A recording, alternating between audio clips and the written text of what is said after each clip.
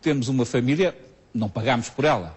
E quando se encara em todas as monarquias europeias atuais, democráticas e civilizadas, a continuidade dinástica, o que se está a dizer é que tem-se ali um bem, um património que tem valor e por isso é que é aceito pela população, mostram as sondagens de opinião na Suécia, na Espanha, mas tem que depois ser visto concretamente. No caso português, e para terminar esta minha primeira intervenção, eu creio que estamos aqui hoje não é por curiosidades históricas do que se passou há 100 anos, mas é sim para dizer porque é que hoje em dia se fala cada vez mais do elemento monárquico. Porque é que, havendo uma formação da vontade política através dos partidos, e muito bem, e que é muito estável, em termos europeus, a repartição pelos principais partidos do arco parlamentar, havendo programas entre os quais os portugueses podem escolher, havendo líderes sobre os quais se pronunciam e que dentro do sistema partidário podem mudar, porque é que vão aparecendo movimentos cívicos, e eles estão a aparecer, novos partidos, tensões dentro dos partidos existentes e, a certa altura, no meio de todas estas novas oportunidades de cidadania que surgem, surge a ideia da monarquia. Porquê? Quanto a mim, porque as pessoas estão à espera de um sinal, não para fazer coisas românticas, de mudar de sociedade, muito menos regressar ao passado, e muito menos pôr em causa a democracia. Isso é preciso que se diga. Então? Há uma certa... Mas sim, para dizer que esse bem que não tem preço, essa herança que vem dos reis de Portugal e que hoje são representados, penso que dignamente, é o que diz a opinião pública, porque há uma sondagem muito grande entre aqueles que se dizem diretamente monárquicos, que é 12,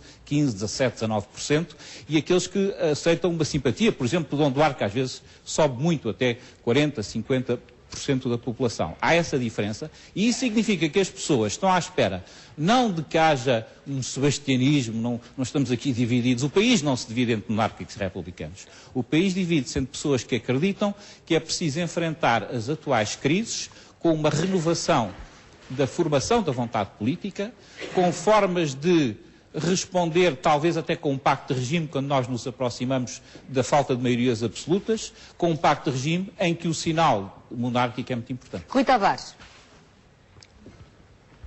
Pode pôr-se de pé, fica melhor para... Bem, boa noite, muito obrigado. Eu creio que ainda bem que saímos rapidamente de um debate comparativo entre repúblicas más, como Cuba, e monarquias, que também as há más, como a Arábia Saudita. Ou seja, não faz sentido, ambos os lados aqui discutem monarquias democráticas, repúblicas democráticas. E quando muito o que nos pode interessar é o que é mais democrático, comparando estes dois regimes. Da mesma forma, eu creio que devemos abandonar rapidamente uma falácia que é a dos graus de desenvolvimento de monarquias e repúblicas.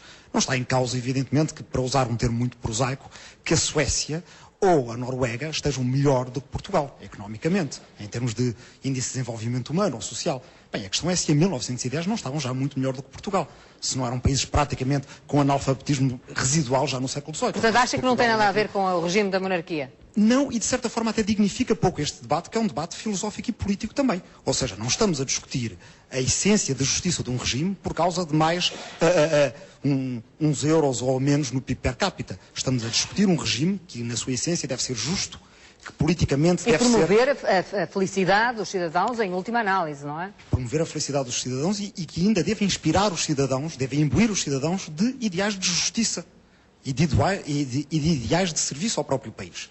E, portanto, isso desde logo passa por uma certa influência que eu diria até tem a ver com a própria compreensibilidade do regime republicano. É compreensível às pessoas que a pessoa que representa o Estado seja eleita e que essa eleição possa ser reiterada, mas que haja um limite também para essa eleição.